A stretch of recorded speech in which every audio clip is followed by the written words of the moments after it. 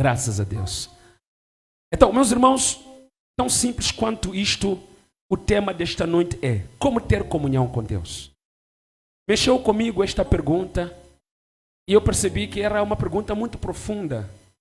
E quando eu orava, pedia a Deus, diante de Deus, para que trouxesse uma palavra, e Deus colocou este tema no meu coração. Então eu disse, uau, maravilha, este tema mexeu comigo e ao mesmo tempo é o tema que Deus coloca no meu coração. Então isto é uma maravilha, quando o que nós sentimos vai de acordo com o que Deus quer. Aleluia!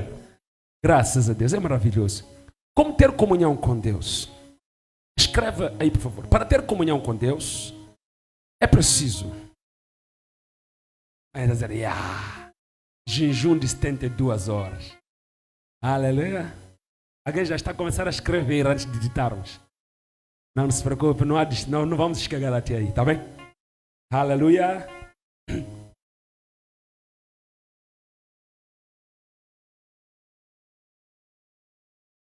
Sabiam que no satanismo,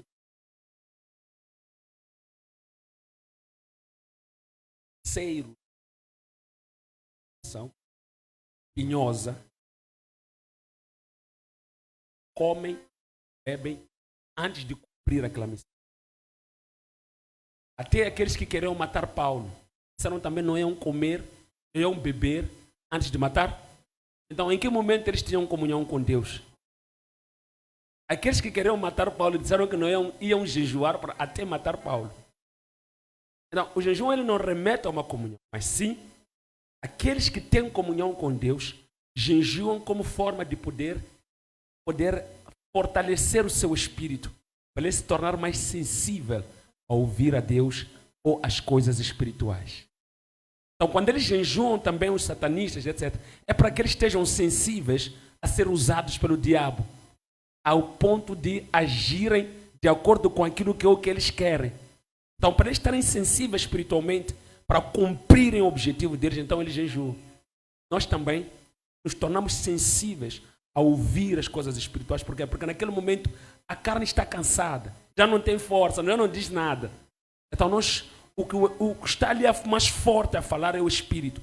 Então, como o nosso Espírito é que tem a comunhão com Deus, não é a nossa carne, mas o nosso Espírito é que se conecta com Deus. Então, ele está mais frágil, mais sensível a ouvir o que Deus quer.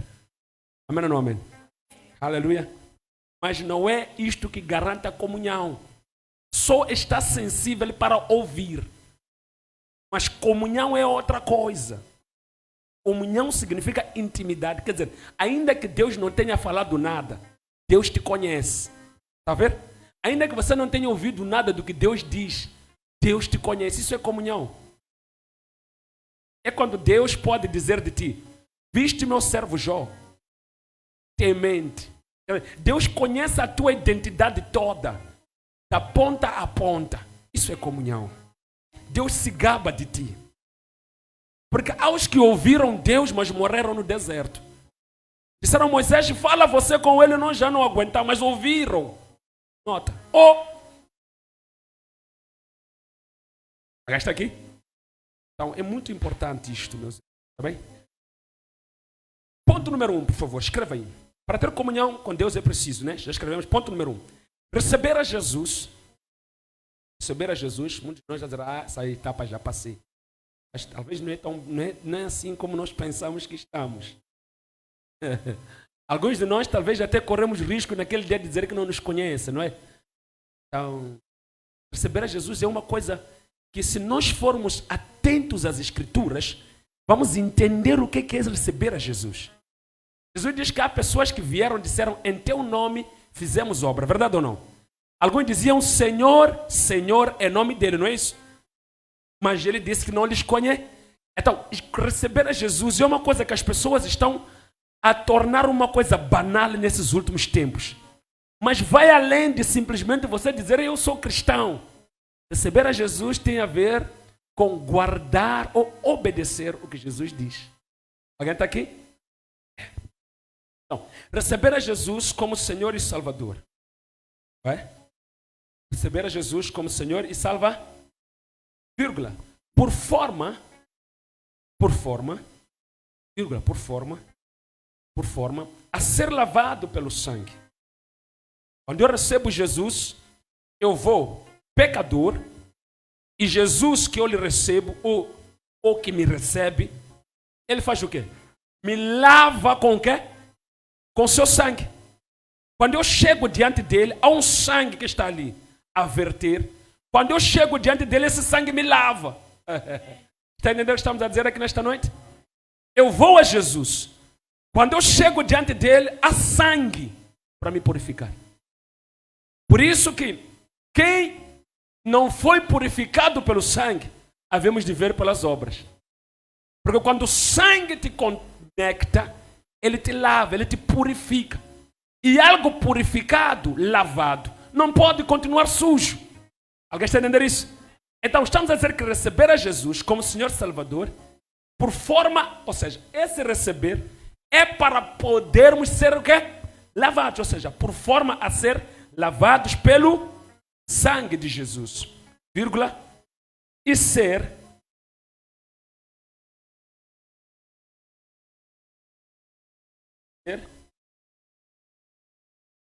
reconciliado com Deus. Forma a ser lavado pelo sangue de Jesus e ser reconciliado com quem? Com Deus, está a ver? Para ter comunhão com Deus é preciso receber a Jesus, e esse receber a Jesus automaticamente nos remete a sermos lavados pelo sangue. Uma vez sermos lavados pelo sangue, somos reconciliados com quem? Com Deus. A ver? E ser reconciliados com Deus e ter acesso a Deus. Então, quando somos reconciliados com Deus, passamos a ter o quê? Acesso com Deus, está a ver? Viu? Simples, não simples isso? Então veja lá João, o que ele vai dizer aí no Evangelho. João capítulo 1, versículo 12. Está alguém aqui na igreja? Este Evangelho é um Evangelho do reino dos céus, querido. Alguém está aqui? Então, prestemos atenção quando se está a pregar um Evangelho genuíno. Podemos nos desconectar quando alguém chegar a dizer, recebe caro, até dormirmos. Mas quando alguém chega e diz, comunhão com Deus, receber Jesus, ser lavado pelo sangue, você tem que coçar os ouvidos, encostar bem a cadeira e sentar e dizer, quero ouvir esta mensagem. Aleluia!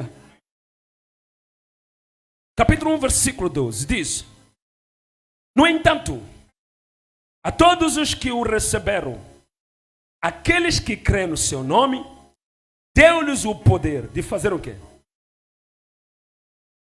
Terem feito os filhos de... Feche seus olhos. Damos-te graças, Pai, louvamos o teu nome, engrandecemos a ti. Obrigado pela vida, obrigado pela palavra lida, obrigado pelo teu amor. Tu és rico em misericórdia. Te amamos, Jesus. A honra e a glória em tudo pertence a ti, hoje e para todos sempre. Em nome de Jesus, todos que creem digam amém. E tragam uma salva de palmas na presença do Rei. Mas forte, tem que ser forte, tem que ser forte.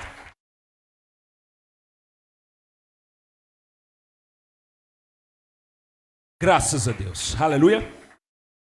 Então, queridos, observem.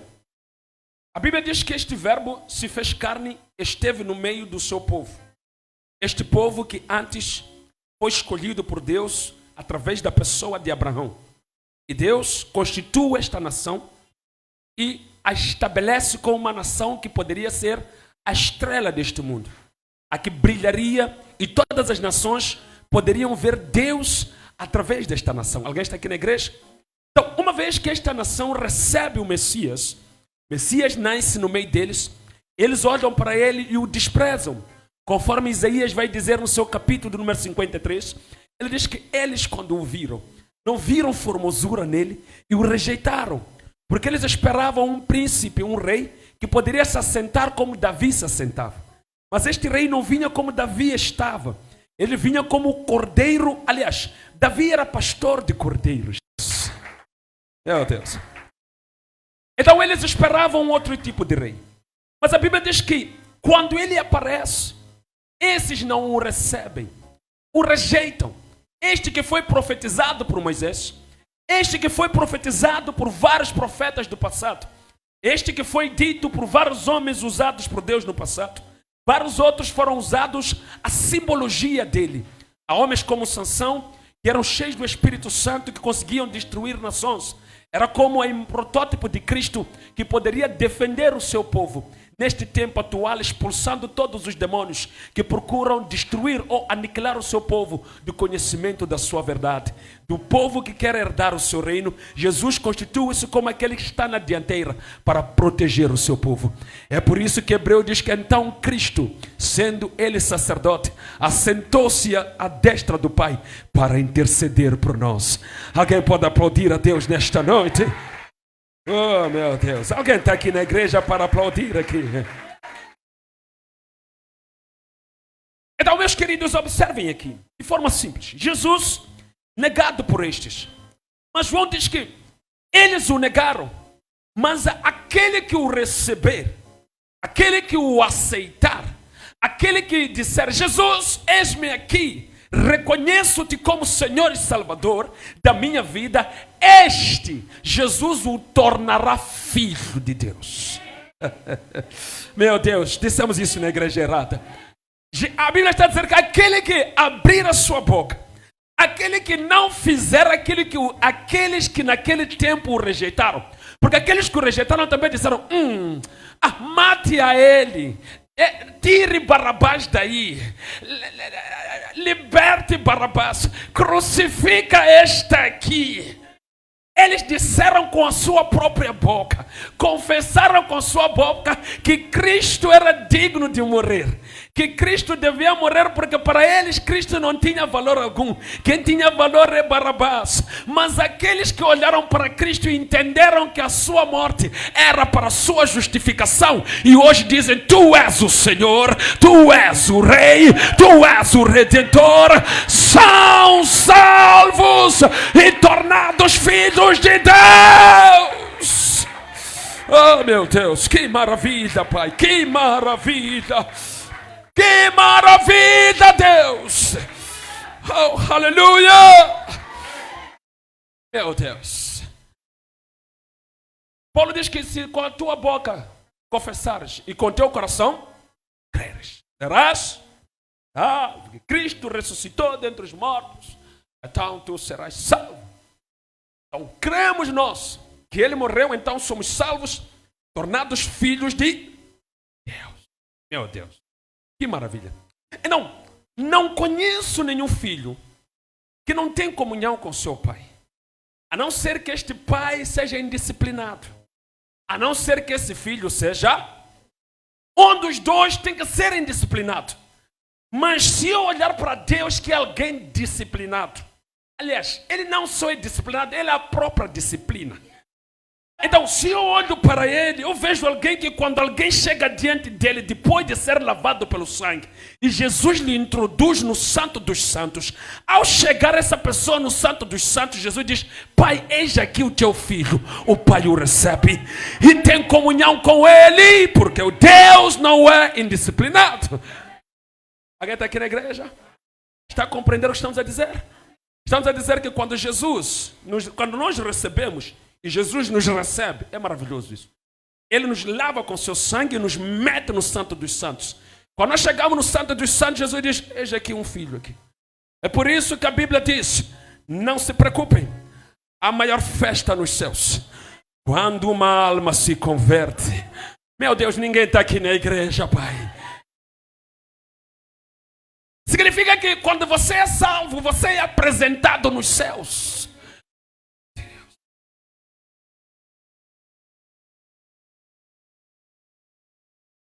Meu Deus, ele nos introduz no santuário diante do trono do Pai e nós nos achegamos lá.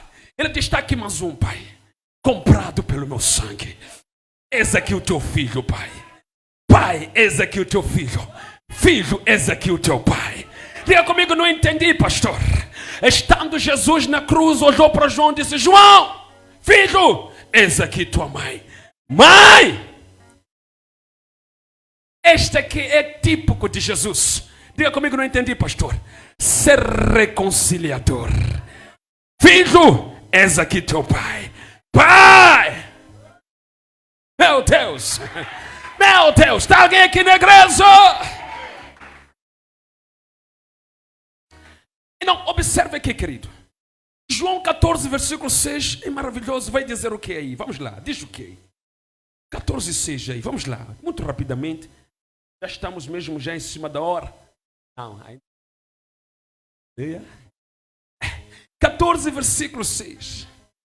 Vai dizer o que aí, meus queridos? Diz o que é 6. Eu sou o caminho, o quê? E o quê? E a vida? Ninguém faz o quê?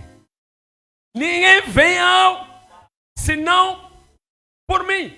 Então, Jesus está a dizer que, olha, eu vim mesmo para salvar-te e depois de se salvar, te conduzir para onde? Pai, eu sou o caminho. Não há outro para você chegar ao Pai. Crê em mim, chegará ao Pai.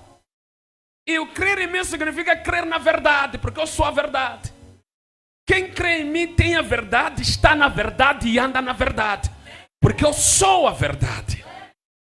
E quem crê em mim também está na vida, tem vida. Está vivo, ainda que morra, não morre. Mas vive para sempre. Entendeu o que estamos a pregar aqui, querido? Então Jesus está dizendo que, olha, fixa bem os olhos em mim. Você estava morto, né? Em seus pecados, sim. Se crer em mim, você terá vida.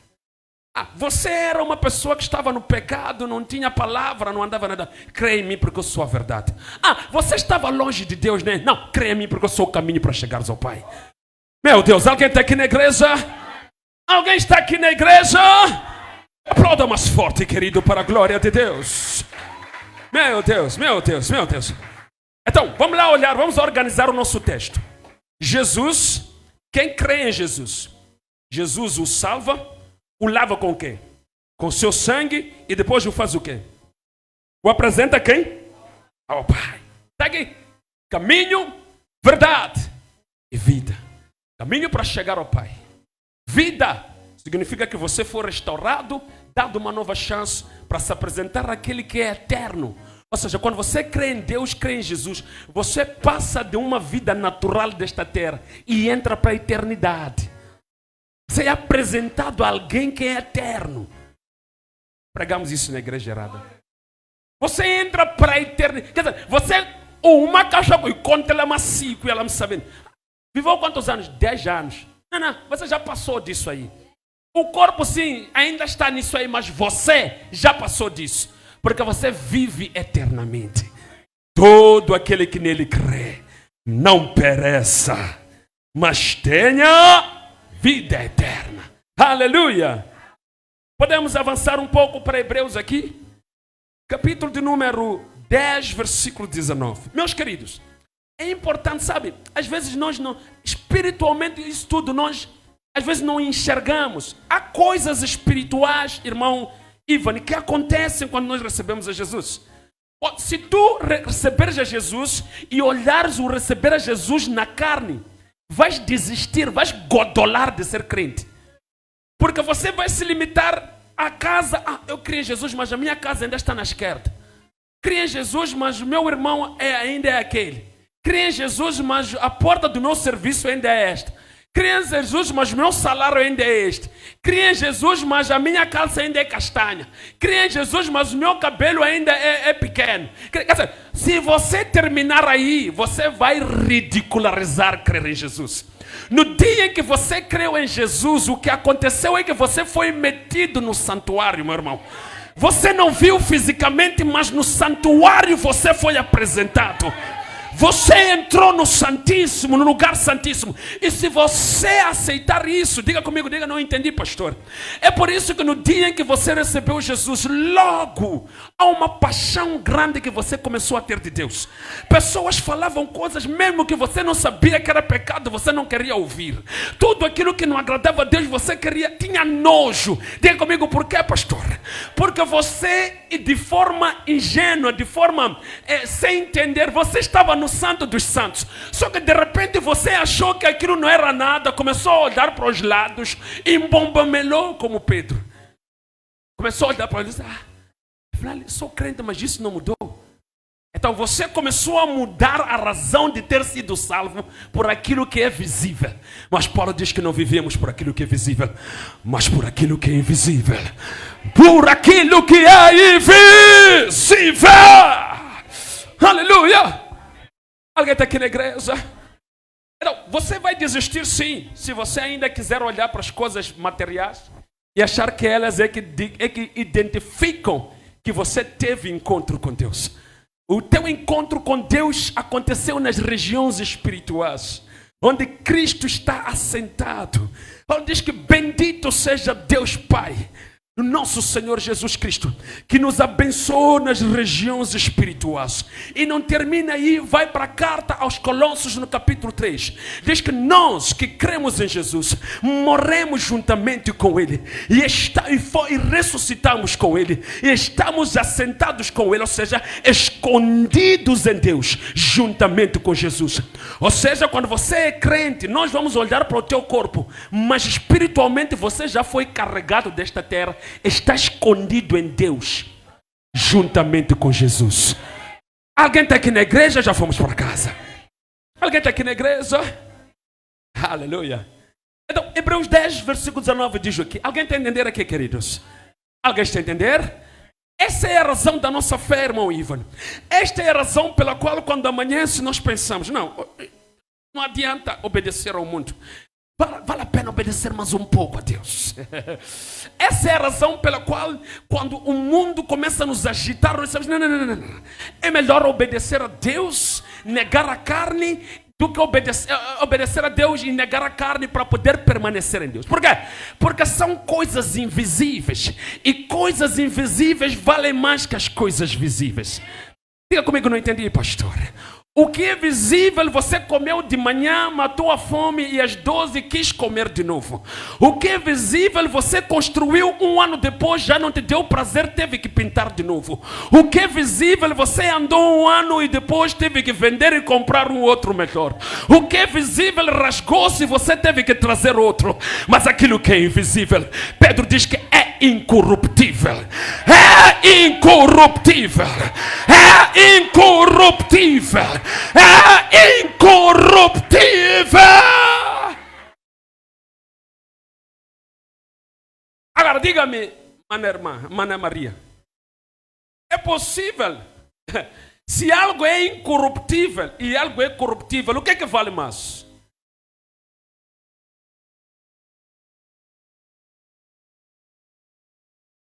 Alguém traz as sapatilhas que calçou quando tinha um ano de idade aqui? Aleluia. Aqui na igreja, nem aquelas do ano passado. Se eu for agora, vou apanhar em cima da cozinha, em cima das chapas, ali fora, apanhar em chuva. Verdade ou não? É corruptível. Mas há algo que é invisível. É isso que você tem que guardar. Guarda isso no teu coração. Aleluia. Então, queridos, observa que Hebreus 10, versículo 19 diz o quê? Tendo, pois, feito o quê? Ousadia para entrar aonde? No santuário. Depois o quê? Aleluia. Então, pelo sangue de Jesus fomos metidos aonde, irmão Ernesto? No santuário.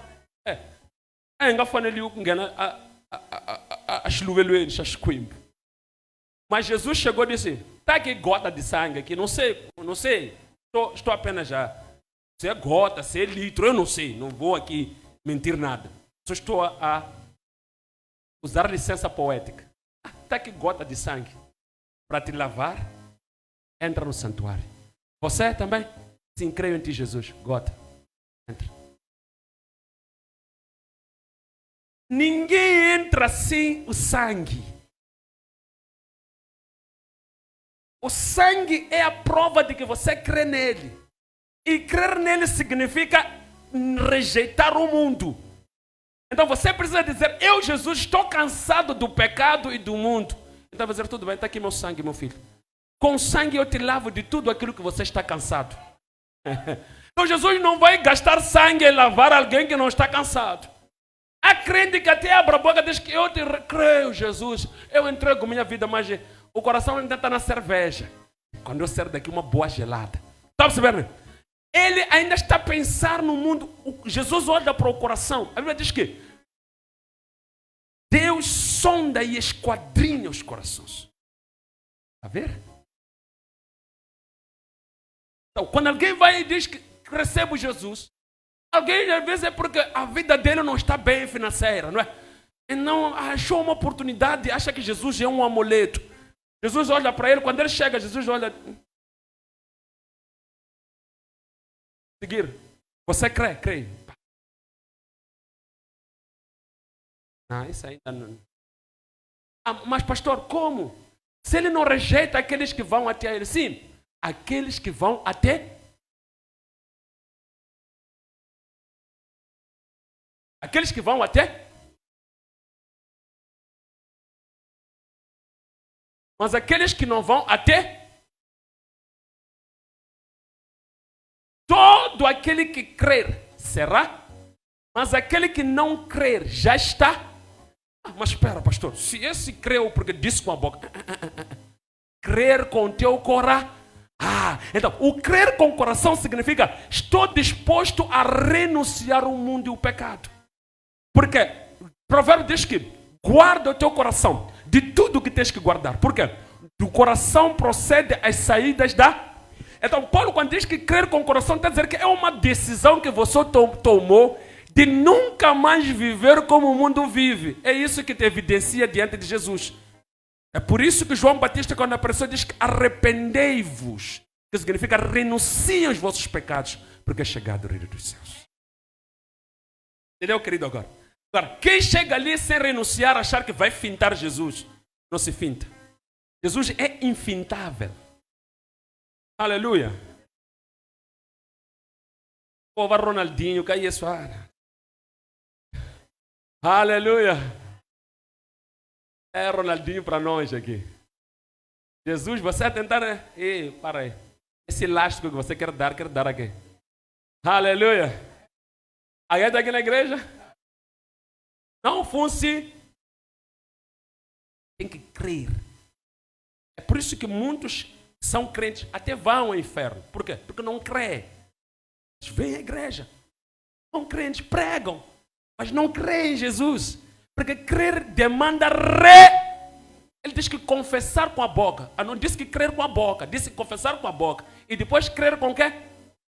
Que significa renúncia. É tomar, com o coração se toma decisão. O provérbio diz isso. Dele procedem as saídas da. O que que você quer? É o que você vai dizer com o seu coração. Agora eu quero andar como ele andou. Então, eu te recebo, meu filho, sangue, para um santuário. Aleluia! Alguém está aqui na igreja? E não, olha aqui para o ponto número 2 para concluirmos. Temos aqui alguns minutos. Viver uma vida de obediência à palavra. Isto aqui dá-nos comunhão com Deus. Dissemos que primeiro, para ter comunhão com Deus tem que ser lavado tem que crer em Jesus e ser lavado com o sangue de Jesus, não é? Para você ser lavado com sangue, depois ser introduzido no santo, como disse Hebreus, já que diz que para nós chegarmos no santuário, lá termos com Deus. Olha, Deus é onipresente. Amém ou não amém? Mas temos que entender que quando Jesus diz que entra no teu quarto, que o teu Pai que está nos céus. Jesus não está a dizer que Deus não está ali no teu quarto, mas Ele está a mostrar a alegoria ao lugar onde Deus está assentado para ouvir, como se fosse um juiz, para julgar, ouvir a cada um na medida em que vai orando. Não significa que Deus não está ali no teu quarto, só que isso é simbólico para mostrar que Deus presta atenção assentado para ouvir o que você diz. Entendemos fazer? É por isso que ele está a dizer que para esta comunhão haver, para esta comunicação, para esta intimidade, somos levados até o Santo dos Santos. Porque Jesus está a dizer que em qualquer lugar, já que Deus é onipresente, pelo sangue ele encontra em qualquer lugar.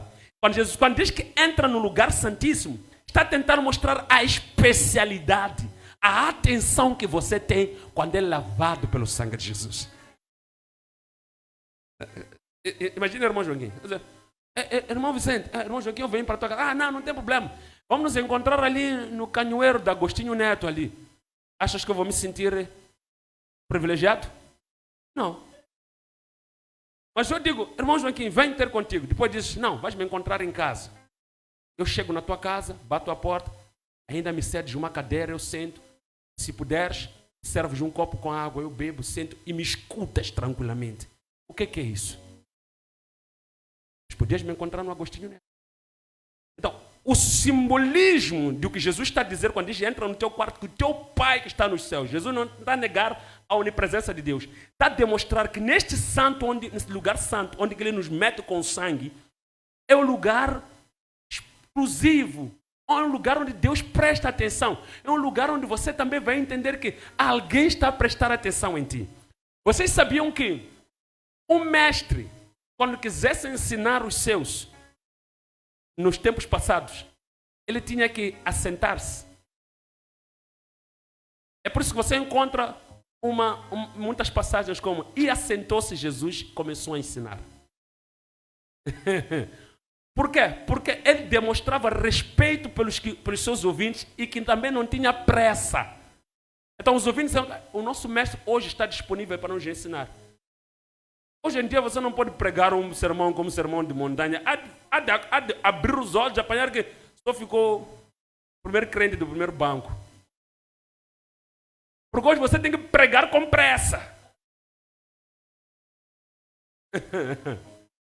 Mas o povo antigo, quando um mestre ia ensinar, e se ensinasse de pé, o povo não tinha que se assentar.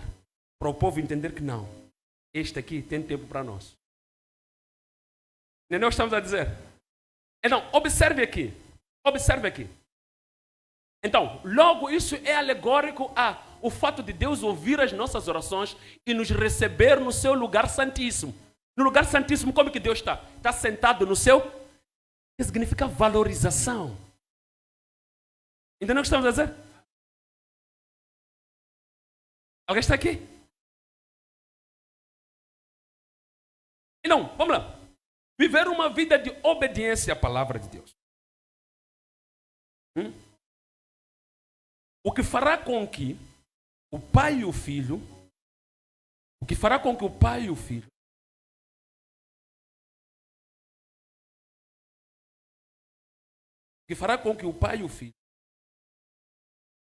habitem em ti. Fará com que o pai e o filho habitem em ti.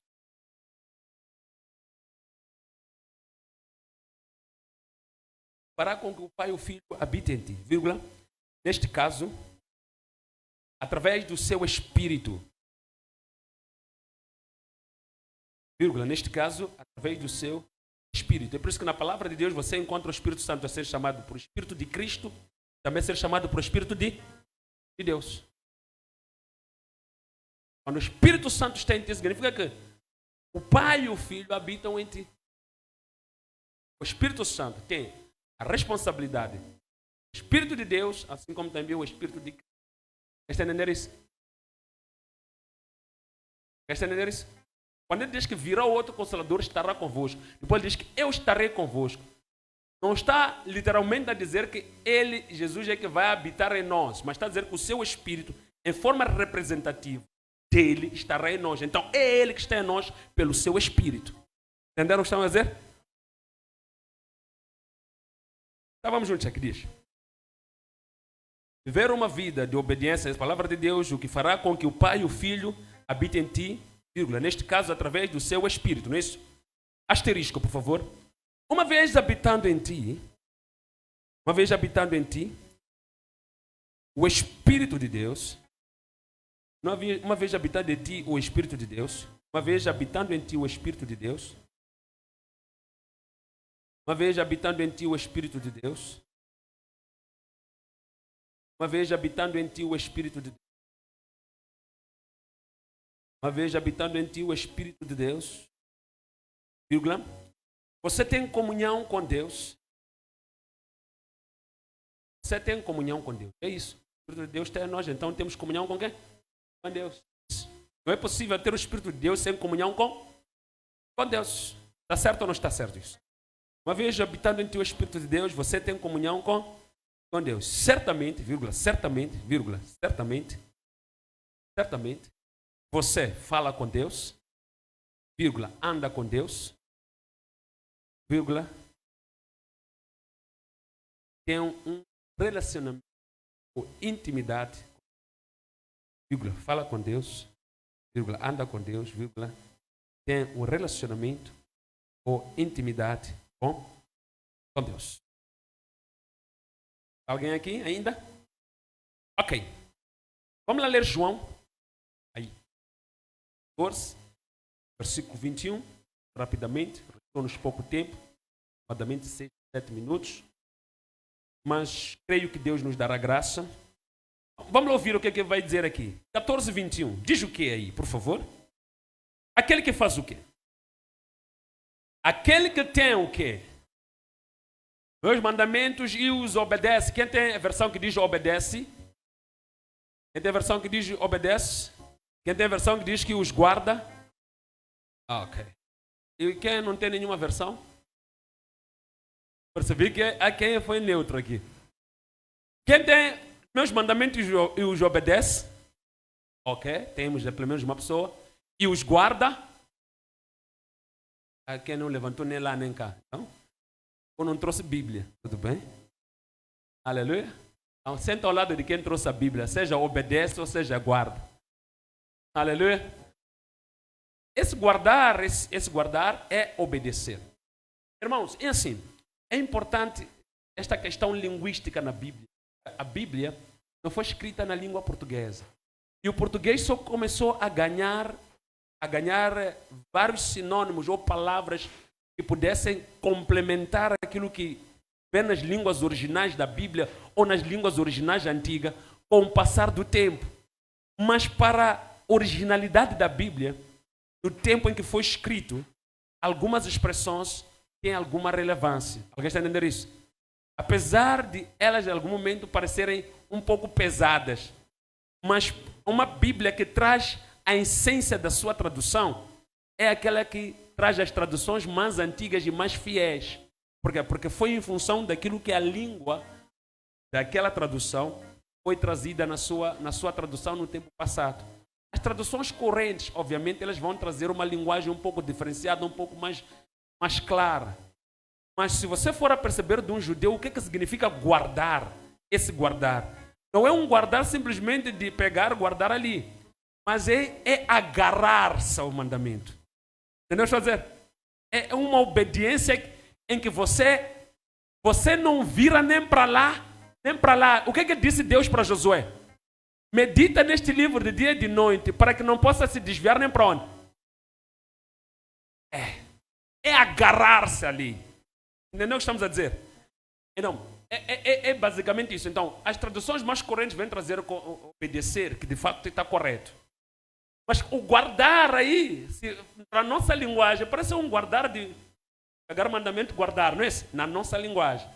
Mas quando você vai para a linguagem do original, é um guardar de agarrar-se, segurar, viver, até morrer pelo mandamento.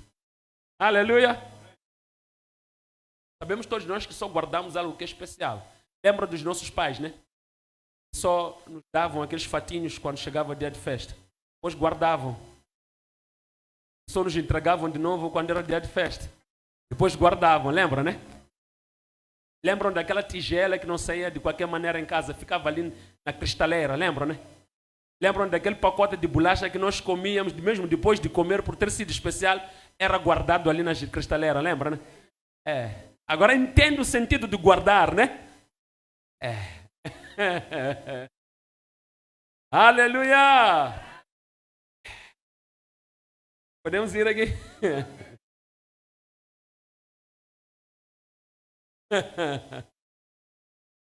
Ah, meu Deus. Aleluia. Não estou a falar com geração Gebusa, estou a falar com geração Samora, geração San, no mínimo. Aleluia. Geração Mondlane, Samora, Xissan. Entende isso? Podemos ir aqui? Então, vamos lá. Diz que aquele que tem os meus mandamentos e os guarda, este é o que me... E quem me ama será o quê? E o que eu farei? Eu amarei, depois farei o quê? Então, a forma de nós mostrarmos que o amamos é a obediência à sua palavra. E essa obediência faz com que ele se manifeste a nós. Então, quando ele se manifesta a nós, isso é sinônimo de o quê? De como a ver? Como ter comunhão com Deus? Através de uma vida de obediência à sua palavra. Então, ele vai se manifestar a nós porque ele tem comunhão conosco. Então, vamos continuar aí no versículo 22. Diz o que é o versículo 22, muito rapidamente. Disse-lhe Judas, claro, não devia ser os Iscariotes, não é isso? Senhor, por que pretendes manifestar-te a nós e não ao mundo? Respondeu-lhe Jesus, observe aqui. A nós, por quê? Porque nós obedecemos, certo? Vai se manifestar a todos. Somente para aqueles que lhe obedecem. Então Jesus vai responder aqui. Não posso me manifestar ao mundo ou às pessoas que não creem em mim, que não me receberam, que não me aceitam. Mas eu vou me manifestar a vocês que creem em mim. Vamos lá, que me amam. Se alguém fizer o quê? O que Jesus diz aí? Guardará o quê? O que fará o meu pai? O amará. Meu Deus, que maravilha isso. Está vendo? O meu pai o amará. E nós faremos o que com o pai? Viremos para ele. E o que faremos lá? E nele faremos morada. Ter comunhão com Deus é isso. Escuta o que diz o versículo 26 aqui, meus queridos. Versículo 26, diz o quê? O Consolador, o Espírito Santo que o quê? Em nome de quem? É meu nome, porém, fará o quê? E fará o quê? Tudo que tenho vos dito.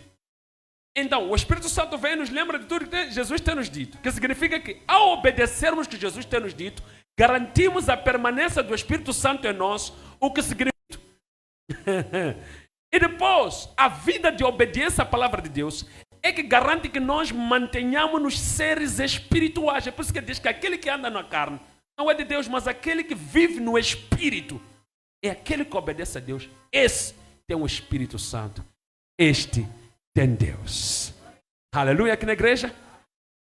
Irmão Amoni, irmã Elia, irmã Sandra, irmã Dalva, irmão Joaquim e vários todos os outros irmãos, que não vou citar os nomes, já estamos com o tempo corrido. É assim, meus queridos. Várias vezes você achou que não é espiritual porque você não faz o que os outros fazem. Talvez você não prega, talvez porque você não ora 5 horas, 10 horas, e alguém chega e diz para ti, você só orou 2 minutos, não é espiritual. Isso não é isso que te torna espiritual. Aqueles que estão na carne, esses não têm o Espírito de Deus e não são o Espírito. Aqueles que andam no Espírito, ou seja, aqueles que obedecem a Deus. Porque o carnal é desobediência, o espiritual é obediência. Não tem nada a ver com orar, com jejum, quantas horas você orou, se você ajoelhou de Catembe até Cabo Delgado, só para mostrar que é espiritual. Não é isso, isso não é nada espiritual isso. Ser espiritual significa, Deus disse, eu fiz. Isso é ser espiritual. Eu disse, não toca nessa rosa, Vicente. Então sou espiritual. Por quê? Porque eu ando no Espírito, atento e sensível para ouvir o que Deus diz, seja o sim ou seja o... Alguém está aqui na igreja? Alguém quer orar? Vamos nos colocar de pé e vamos falar com Deus nesta noite. Alguém entendeu como ter comunhão com Deus? Graças a Deus. Vamos nos colocar de pé.